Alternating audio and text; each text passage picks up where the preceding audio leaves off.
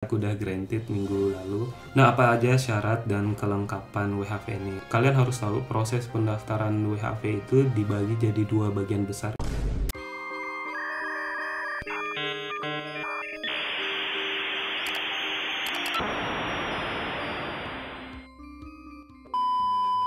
Jadi aku bikin channel ini khusus untuk bahas tentang WHV dan perjalanan aku dari nol sampai dapat WHV granted dan pindah ke Australia. Jadi di sini aku mau share ke kalian gimana cerita aku, dan aku sangat excited sebenarnya di video kali ini karena aku udah granted minggu lalu tanggal 23 Juni, sedangkan sekarang itu udah masuk 26 Juni. Jadi itu masih euforia, aku masih semangat-semangatnya, dan aku mau share video-video informatif buat kalian gimana perjalanan aku, pengalaman aku bisa dapat WHV dan persiapan apa aja yang aku lakuin dan apa timeline aku sehingga kalian bisa ikutin gimana proses WHV yang aku jalani. Nah, untuk di video kali ini aku mau bahas khusus tentang WHV. Jadi bakal banyak video yang lain terpisah spesifik tentang WHV, apa itu WHV, apa persyaratannya, gimana daftarnya, dan timeline aku sampai dari nol sampai dapat WHV-nya. Sebelum itu, aku minta dukungan kalian dengan cara like, subscribe, dan komen, dan share video ini ke teman-teman kalian sehingga aku tambah semangat bikin video-video bermanfaat dan informatif buat kalian.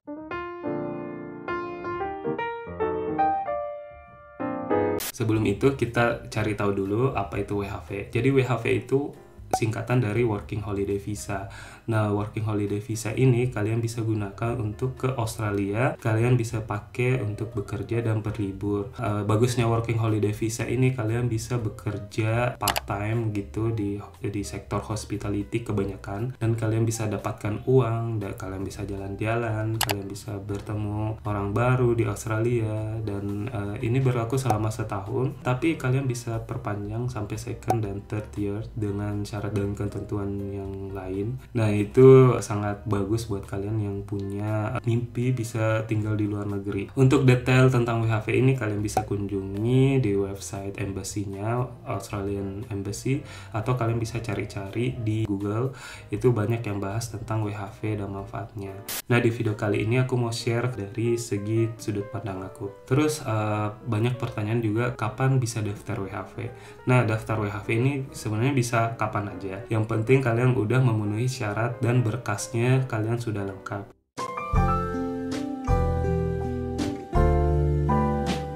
Nah, apa aja syarat dan kelengkapan WHV ini? Yang pertama, kalian harus berusia 18 sampai 30 tahun. Nah, batas 30 tahun itu sampai ulang tahun ke-31 kalian. Jadi kalau kalian udah ulang tahun yang ke-31, kalian udah nggak bisa daftar lagi. Kedua, belum pernah mengikuti kegiatan WHV sebelumnya. Jadi kalau misalkan kalian sudah pernah WHV dan nggak apply second year, jadi kalian nggak bisa daftar lagi. Ketiga itu foto visa 4,5 kali 3,5 latar putih. Ini syarat yang selalu ada kalau kalian apply visa. Nah, untuk ini kalian bisa ke foto studio, tempat foto, tukang foto yang tahu tentang tipe-tipe foto untuk apply visa. Kalian tinggal bilang visa Australia, mereka udah tahu kok. Selanjutnya, memiliki paspor aktif minimal 18 bulan. Yang belum punya paspor, kalian harus bikin paspor exactly. Paspor sekarang itu kalau kalian apply itu masa berlakunya 10 tahun. Kalau misalkan kalian di bawah 18 bulan, kayak aku kemarin 12 bulan, aku langsung perpanjang saja di kantor imigrasi, itu bisa dan normal kok, prosesnya sama aja perpanjang paspor pada umumnya. Syarat kelima, nah ini syarat kelima ini yang paling susah, memiliki SDWHV yang masih berlaku. Nah, SDWHV ini apa? SDWHV itu surat dukungan untuk Working Holiday Visa yang dikeluarkan oleh kantor imigrasi. Kalian waktu apply WHV itu ada namanya government statement. Nah, itu yang dimaksud SDWHV. Masa berlaku SDWHV ini juga selama 1 bulan. Jadi kalau misalkan SDWHV kalian udah terbit, itu kalian harus cepat-cepat apply. Untuk detail cara mendapatkan SDWHV ini, aku mau bikin video terpisah. Jadi video ini gak terlalu panjang, dan kalau kalian mau tahu cara mendapatkan SDWHV ini, kan nonton aja video yang ini yang aku attach linknya di sini. Selanjutnya itu bank reference atau bank statement senilai $5.000 atau sekitar 50 juta rupiah di bank kalian. Kalian datang ke bank dan bilang kalian butuh bank statement dan kalian harus punya di rekening senilai $5.000 atau 50 juta sesuai dengan kurs ya. Kalau kursnya sekian berarti rupiahnya sekian. Intinya dia $5.000. Selanjutnya sertifikat bahasa Inggris. Nah ini juga yang agak susah bagi pelamar SD WHV dan WHV, itu harus memiliki sertifikat bahasa Inggris dengan syarat tertentu. Jadi ada 4 jenis sertifikat bahasa Inggris yang diakui di SD WHV. Nah biasanya itu orang ambil IELTS. Nah standar IELTS itu minimal 4,5. Nah selanjutnya minimal pendidikan itu S1 dan D3 atau mahasiswa aktif dengan membuktikan dengan kartu mahasiswa atau surat keterangan aktif kuliah. Kalau misalkan S1 dan D3 itu dengan ijazah atau diploma dan transkrip nilai. Selanjutnya itu melakukan medical check up di rumah sakit yang sudah ditunjuk oleh pihak embassy. Nah untuk medical check up ini berbeda-beda dari tergantung rumah sakitnya biayanya, tapi biasanya itu sekitar 400 sampai 1 juta. Itu pemeriksaannya pemeriksaan umum dan ronsen yang dilakukan di rumah sakit tersebut. Nah selanjutnya membayar biaya apply visa. Nah biayanya itu senilai $510. Nah $510 ini kalian bisa rupiahkan sekitar 5 juta lebih, 5 juta 100. Kalian pakai debit card untuk biayanya ini.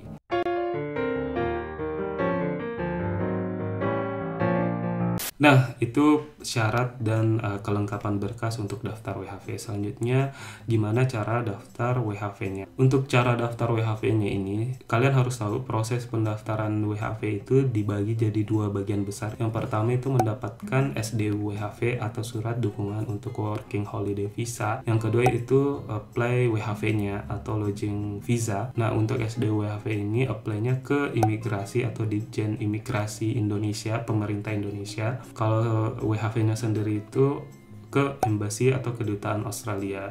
Jadi kalian udah tahu bedanya ya. Nah untuk SD WHV ini periode pendaftarannya itu nggak bisa kita tebak dan nggak tentu, tergantung kebijakan pemerintah Indonesia dan pemerintah Australia. Jadi caranya itu kalian harus ngikutin sosial medianya Ditjen Imigrasi di Instagram atau di Facebook. Dan menurutku kalau kalian bisa lihat timelineku, kalian bisa nebak juga kapan SD WHV itu bakal dibuka kembali. Jadi kalian stay tune di video kali ini. Just info, batch aku kemarin itu namanya batch kedua 2022. Itu 5 kali dibuka pendaftaran SD WHV. Agustus, Oktober 2022, Februari, April, dan Mei 2023. Jadi total 5 kali dibuka pendaftaran SD WHV. Nah SD WHV ini juga agak tricky karena pada saat daftar itu orang nge-war. Jadi kalian harus cepet-cepetan untuk dapat SD WHV ini. Jadi nggak semudah itu juga. Nah kalau aku daftar sendiri itu yang periode Mei 2023. Jadi baru-baru kemarin itu aku daftar bulan lalu, terus aku udah terbit granted akhir Juni. Nah dari sini, dari periode ini kalian udah bisa nebak bahwa SD WHV itu kira-kira nih ya dibuka setiap 2 bulan. Tapi karena ini masih situasi pasca corona, jadi mereka buka banyak, dan sepertinya sebelum corona itu cuma 2 kali setahun mereka buka SD WHV ini. Dulu namanya SRPI kalau nggak salah. Nah mumpung masih pasca corona, jadi mereka itu kayaknya lagi buka kesempatan sebesar-besarnya untuk warga asing untuk bisa masuk ke Australia untuk bekerja. Dari periode tiap 2 bulan sekali itu kalian udah bisa nebak kira-kira nih SD WHV itu pendaftaran SD WHV bisa saja dibuka tiap 2 bulan sekali. Tapi ini nggak tentu ya, ini tergantung kebijakan pemerintah Indonesia dan Australia. Jadi nggak bakal ada yang tahu pastinya kapan.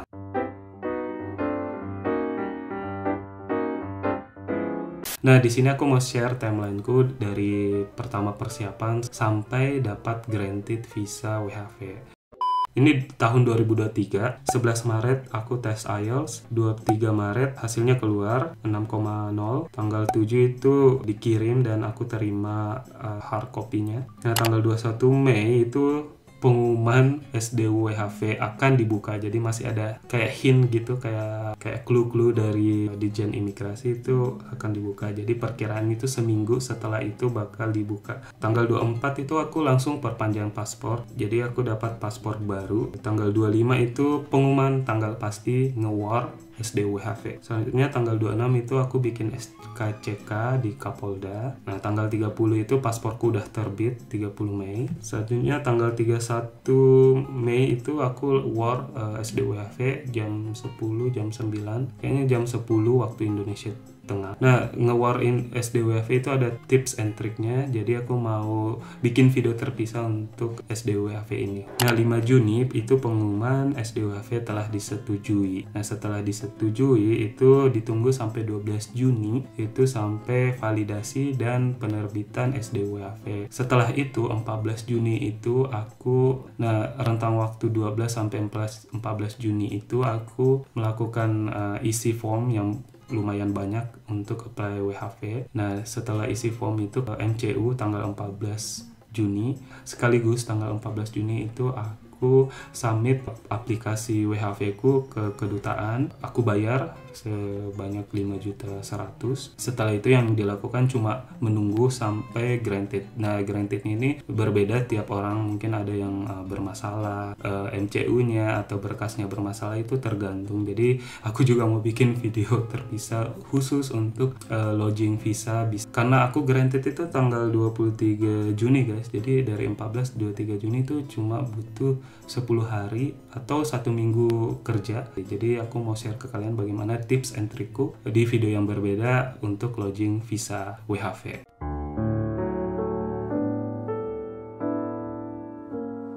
Nah, rencana ini karena ini tanggal 26 Juni, udah mau lebaran juga, tanggal 29 Juni, itu aku punya waktu sekitar sebulan. Itu aku lagi persiapan untuk WHV. Nah, persiapan apa aja? Nanti aku juga bikin video berbeda. Jadi kalian bisa ngikutin aja progresku untuk WHV sampai tiba di Australia. Aku rencana mau berangkat Agustus, awal Agustus, sambil nyiapin bekal buat di Australia. Jadi itulah guys perjalanan aku dapat WHV dari nol, persiapan sampai granted. Nah, untuk video detailnya itu aku mau bikin video-video berbeda, sehingga kalau kalian butuh informasi lebih bakal ada di video yang lain. Aku nggak mau terlalu panjang di video kali ini. Kalau kalian suka video ini, jangan lupa like, subscribe, dan komen, dan share video ini ke teman-teman kalian semua. Thank you for watching. I'll see you next vlog. Bye.